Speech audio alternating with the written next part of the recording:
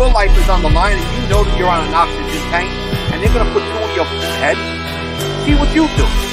Because the bottom line is that me, I'm one person. I can never miss.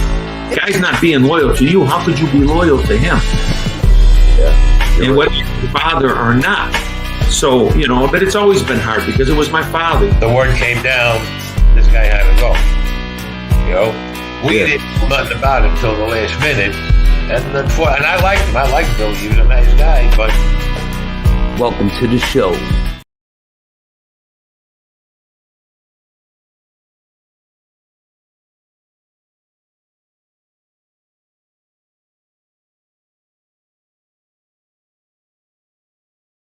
Welcome to this episode of Chatting with Staxx. I'm your host, Bill Staxx, and today I got Jeff Turner.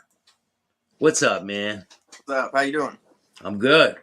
Thank you for taking the time to come on my show, man. I really appreciate it. Yeah, no problem. Thanks for having me. Yeah, no doubt. Before we get started, make sure you hit the like, subscribe, and notification bell so you can get my videos every time they drop. So, you have a crazy past, man. I saw you on Concrete, I think it was. Yeah. And you were talking about counterfeiting. And you want to explain to the people who you are and where you're from before we get into the counterfeiting aspect? So, I'm Jeff Turner. I'm 35 years old. Grew up in Tampa, Florida, Clearwater, all that, St. Pete, that whole area. Yeah, pretty much like a kind of a normal childhood. Just, I'd say your average Florida dude, growing up down there. Was like a middle class family growing up? Yeah, pretty much. Like you had everything you could ever want, right? You didn't need for things? Or was it? No, we weren't. Definitely didn't come from a well-off family. Like my parents do all right for themselves now, but when I was younger, just your average, I guess lower to middle class. But yeah, it wasn't bad. Nothing really. Well, I guess considering my group of friends, it was average. But I mean, I got into drugs pretty early on. I'd say started smoking weed, selling weed, doing oxys and all that stuff when I was 16 about. Yeah. And, sold weed throughout high school, started kind of doing Percocets, nothing too crazy at that point. Did you have a job? Did you have a first job? First job? I worked at Publix supermarkets. It's like a huge grocery chain. Bagger, right? Being a bagger? Yeah, I was a bagger too, man. Food Mart. 16 years old. I did that for probably 6 months, a year. But then I kind of working at Publix gave me a little paycheck. So then I started buying ounces of weed and selling weed on the side. And then I started making enough money selling weed to where I quit the bagging job. But I sold drugs for, the majority of my teenage years and adult life. But never really got too extreme with it. I never moved kilos or anything like that. Just, kind of enough to get by, get drugs for free. You know what I mean? Yeah. And of course I do the same stuff, man. Yeah. That of course developed a drug addiction. You know what I mean? Did you? Is that what got you into making the money? Well, I mean, I guess so, kind of. I first tried it when I was 18 or 19 years old, and at that point, I was just kind of like a hustling kid. You know what I mean? Trying to figure out ways to make money. I tried counterfeiting. I was selling drugs.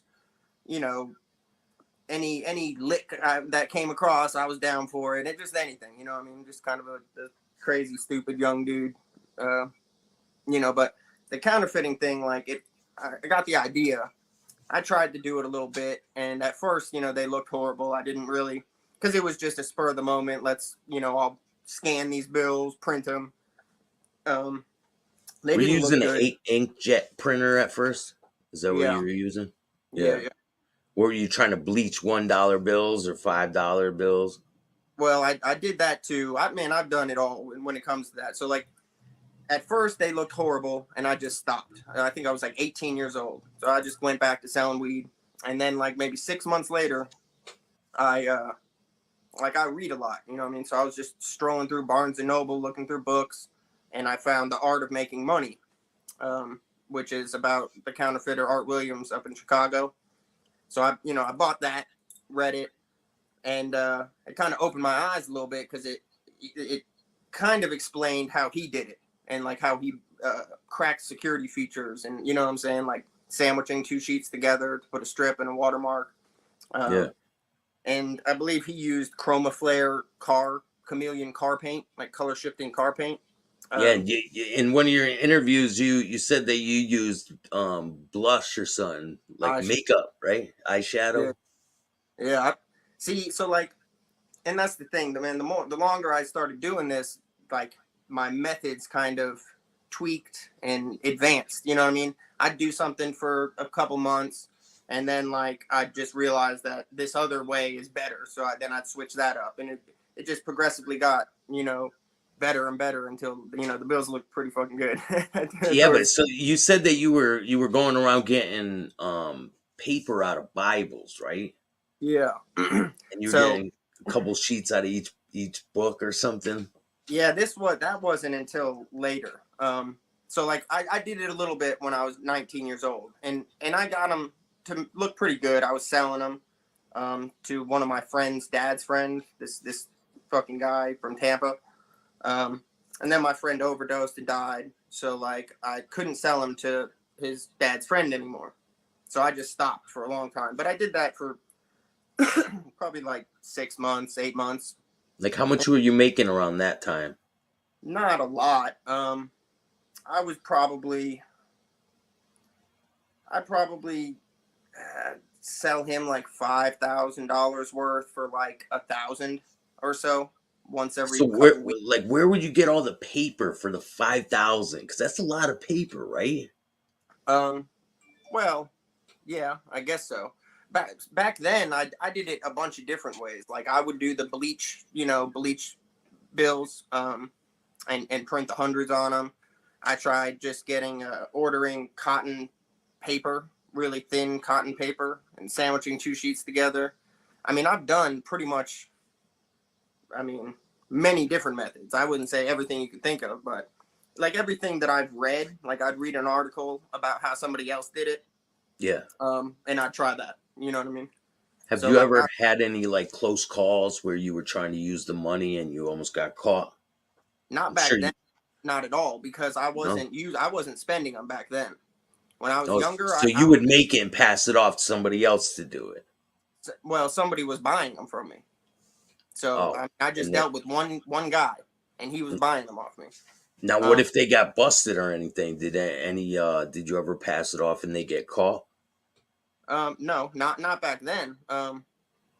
Back then, like yeah, I was just dealing with this one dude through a friend of mine, and then my friend overdosed and died. So I kind of just stopped counterfeiting for years. You know what Yeah, I mean? like cut the connection off, right? Yeah, I just and at that point I was like, I was like 19 years old. I wasn't, what I'm saying? It wasn't back then I was making like $1,000 every couple weeks. You know what I mean? So it wasn't like this huge moneymaker. I was selling drugs. It was just kind of one of those hustles I had. Yeah.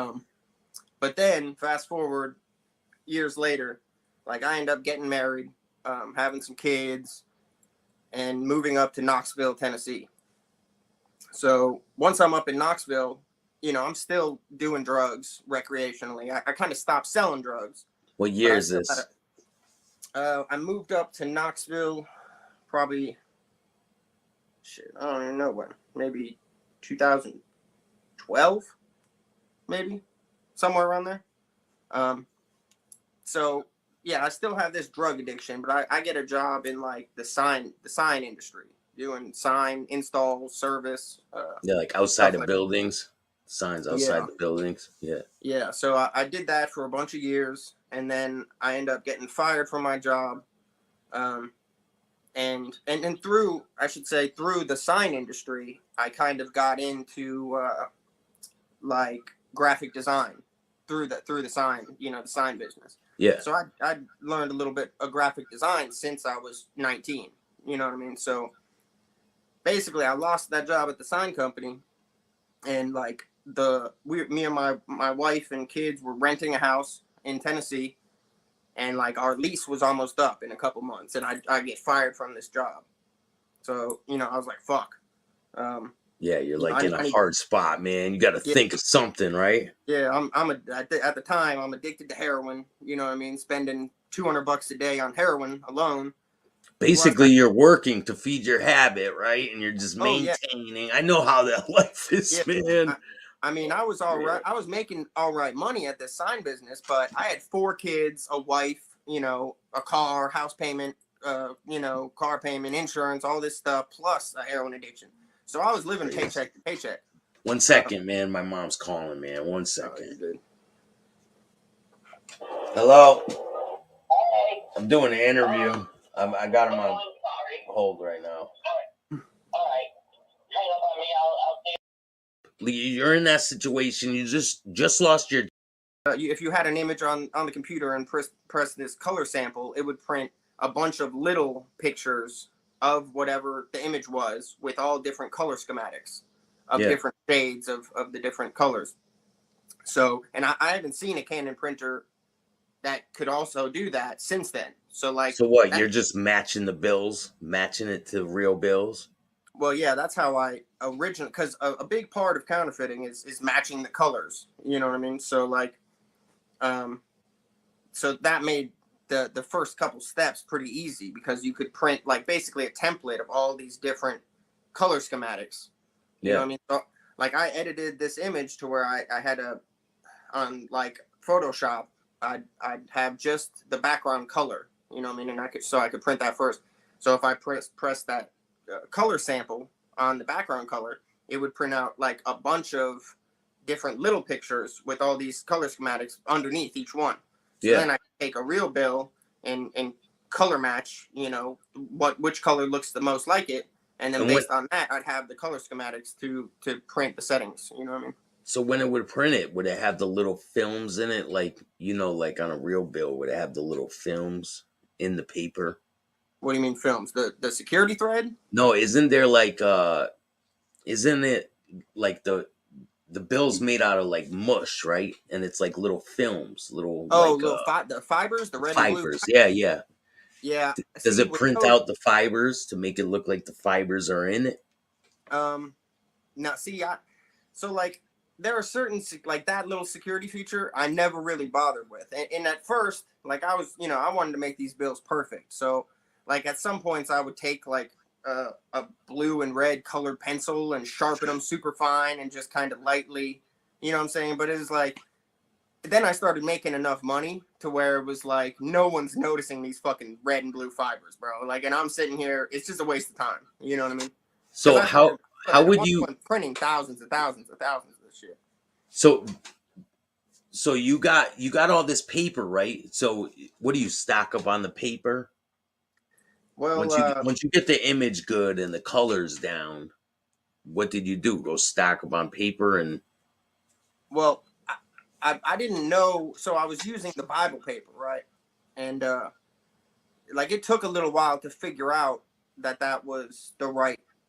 Bible paper is by far the best paper I found that you could print money on, because it's really, really thin. So you could, if you sandwich 2 sheets together, the thickness of 2 sheets of Bible paper is very, very close to, the. And you like wrinkle it up and make it seem like used, kind of, right? No. See, a lot of people would say that if I'd sell some, but okay, so like the bills I was printing looked really good. So like typically people, when you crumple it up like that, it's just to, make it look old or whatever.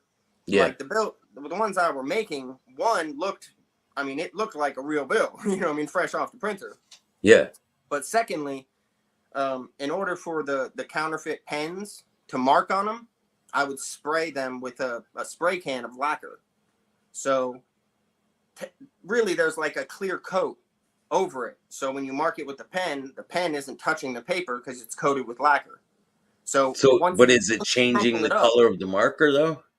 Because the no, marker it stays changes color, yellow. doesn't it? Well, if the bill's fake, it should turn black. Yeah. But on real bills, it stays yellow. And if you mark my bills, it would look just like a real bill. It'd mark yellow because Now, it's. what if you put those bills in one of those machines that take the bills? I never mess with that. I there's like I said, there are certain security features that like just weren't worth my time. You know what I mean? Yeah. Because so in order to insert a bill into like a self checkout machine or bill validator, you have to, first of all, nowadays bill validators are like super advanced. Some detect just magnetic ink, some detect the UV strip, some detect infrared. And you'd have to Some have overcome all those security features to be able to beat that, right? Yeah, the majority of bill validators just detect magnetic ink, and I know how to beat that, but then you'd have to use this stuff called MICR toner, and I'd have to print it with a laser printer with the MICR toner. So like MICR toner is magnetic ink character recognition toner that you like if you were to print your own checks at home. You get this toner, so the routing number and account number is magnetic, so you can run checks through the machine. Yeah. So like if you could print the black work of a dollar bill with the MICR toner, it would be magnetic, and it would be accepted in certain bill validators. But I was more concerned about like any store that has self checkout machines. Basically, like this is how I looked at it. Any store that has self checkout machines also has human cashiers, right?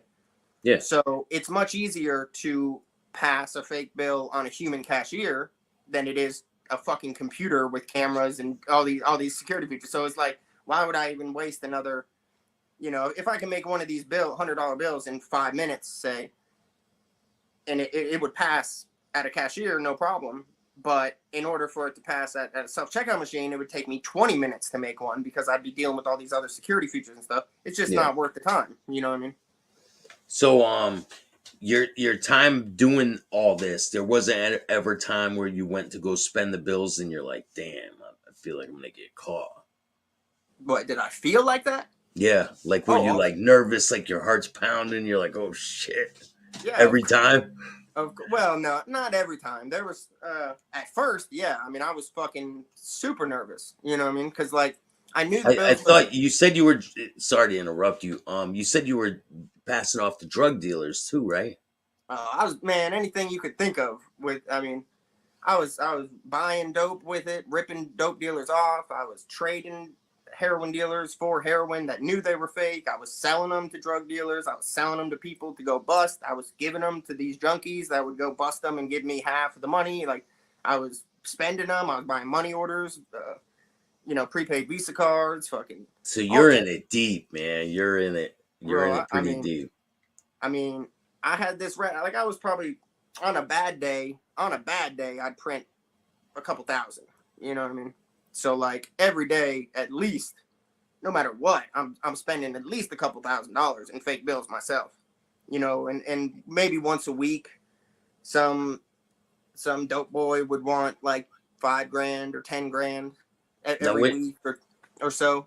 When you're doing all this, are you feeling like the pressure of law enforcement around you? Are you feeling like, damn, I feel like my time is numbered? I mean, the first, I'd say like year and a half. Like, man, I mean, I'd like to think I was pretty smart about shit. Like once I really started doing this, like, seriously and like doing it every day, like I stopped looking for a job. You know what I mean? The whole like get a job thing was just out of my mind at that point. Like once I decided like I'm making enough money doing this that fuck a job, I just dedicated all my time to it. You're like, I'm all in. Yeah, exactly. Once I was all in, I was pretty fucking careful. You know what I mean? And I didn't really like have any close calls even, really. Up until, after about a year and a half, I started to find like bolos out. for me, like be on the lookouts of like pictures of me at a register and Oh, so stuff like so that. you're out there doing it. You're passing off bills. You're dealing Oh, with a bunch of different people, and so yeah. they're starting to catch on. Yeah, some really high level heroin dealers that I was selling money to, like would get arrested, and you know what I'm saying, and it's just like you don't know if they're cooperating on me, you know, and I mean, if you get caught with a kilo of heroin, like I don't trust that motherfucker. Like he's gonna snitch on me. I'm sure he will. You know what I mean? Obviously. So then that's when you change hotels, leave town for a couple months, and Are yeah, you it's using your real name at this time in your life? Are you using your real name and your birth date and everything, your own identity? regarding what, like Just people the I way when you're living, just living your normal day-to-day life. Are you using your real name to like pay bills and things like that, or are you like Oh, on I the run? wasn't. No, at that point, I wasn't paying bills. Like everything was cash. Living out of hotels. I was driving a car that was someone else's. I bought a car and gave it to another guy. So like we all had different cars in other people's names. See, Yeah. like because our thinking was that if we got pulled over or whatever, like I didn't want the government to seize my property. You know what I'm saying? So like. But if the car I was using was in someone else's name, then they couldn't seize it. And so like we all had cars in different people's names. If you guys like this content, hit the like and subscribe button. A lot of good content on the way. See you guys soon.